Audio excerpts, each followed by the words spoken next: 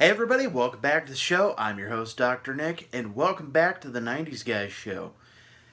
America Online has announced that as of December of this year, AOL Instant Messenger will no longer be a service that they will be providing. Started in 1997, it will be 20 years that the Instant Messenger service has been going. Yahoo Instant Messenger was discontinued last year. Also, I believe it was trying to think of the other one. Um, there was another messenger service that ended in 2014. I can't remember. MSN Messenger was the other one that ended in 2014.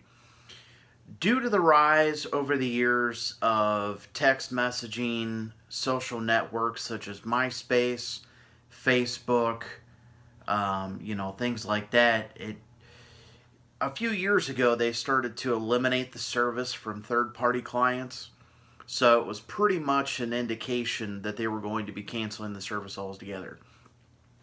I have not had AOL Instant Messenger since probably 2009, maybe. Once I got a cell phone with texting, there was really no need. I remember creating different colors with the fonts and leaving stupid away messages and things like that. But it was a way to talk to your friends without clogging up the phone at your house. But another sign of the times that something like that. I mean, America Online's been around for a long time.